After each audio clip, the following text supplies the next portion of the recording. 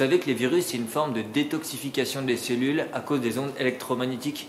Non, en fait, ça c'est n'importe quoi. Depuis toute la semaine, on m'envoie une vidéo qui explique ça, où il n'y a rien de scientifique dedans. C'est pour ça que je vais profiter de ce temps de confinement pour faire une petite vidéo pour voir qu'est-ce que c'est les virus et est-ce que les abeilles, les produits de la ruche et le matériel apicole sont une voie de transmission, histoire de travailler dans les meilleures conditions possibles, en sécurité pour soi, sa famille et les gens avec qui on travaille. Les virus, ce ne sont pas des êtres vivants car ils ne sont pas composés de cellules. Les virus, c'est simplement des enveloppes virales qui vont rentrer dans les cellules et se multiplier dedans. Cette multiplication va détourner les cellules de leur fonction d'origine et les affaiblir, ce qui nous rend malades. Pour le Covid-19, les virus, ce sont des virus à ARN, ça veut dire qu'ils vont entrer simplement dans le cytoplasme pour se multiplier.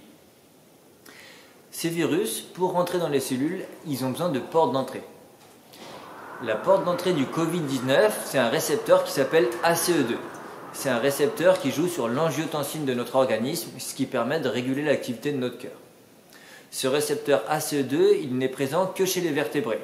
C'est pour ça que le virus a réussi à passer de la chauve-souris au pangolin pour aller ensuite chez nous. Les abeilles, elles n'ont pas ce récepteur. Elles ont simplement le récepteur ACE. Ce récepteur, il va permettre de jouer sur leur reproduction, mais du coup, le virus n'arrive pas à rentrer dedans. Elles sont donc pas un vecteur où le virus peut se reproduire. Elles sont donc sans danger pour nous. Le Covid-19 ne peut pas se transmettre seul dans l'air. Il a besoin de gouttelettes respiratoires ou de matériaux contaminés pour se transmettre. On peut donc se poser la question de la dangerosité des produits apicoles. Dans la littérature, on ne retrouve pas d'article directement sur le miel, la propolis ou la gelée royale sur le Covid-19, mais on trouve de la littérature sur des virus proches comme le SRAS ou aussi Zika qui sont aussi des virus ARN. Sur ces virus, les produits de la ruche ont une action anti-réplication. Ils empêchent le virus de se reproduire, de se multiplier. Ce sont donc des produits antiviraux. Ce sont donc des produits qui sont à risque très faible car ils empêchent la multiplication et la survie du virus. Le matériel apicole comporte-t-il un risque?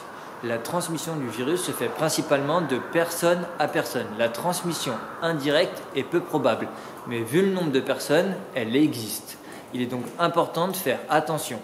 Pour vous donner des ordres d'idées, on touche 23 fois son visage par heure et lorsqu'on touche une substance contaminée, 5 secondes pour des virus proches du Covid-19, on va ramener entre 33 et 1% de la charge virale qui est sur cette substance. Donc toucher une poignée contaminée ou un lèvre-cadre contaminé, ça ne veut pas dire devenir malade, mais c'est un risque. Il est important donc de l'intégrer pour se protéger soi et les personnes qui nous entourent. Pour éviter de contaminer son matériel, le mieux est de porter un masque pour éviter de mettre des particules partout.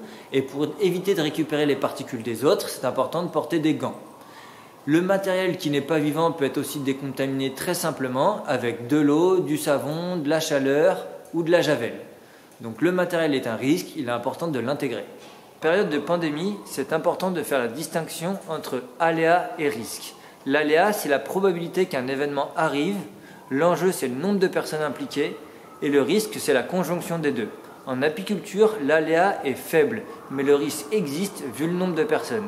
C'est pour ça qu'il faut avoir deux principes en tête. Limiter au maximum son contact avec les autres et lorsque l'on reçoit du matériel qui a été avec les autres, le mettre dans un coin, le décontaminer ou porter des gants pour éviter d'attraper la maladie.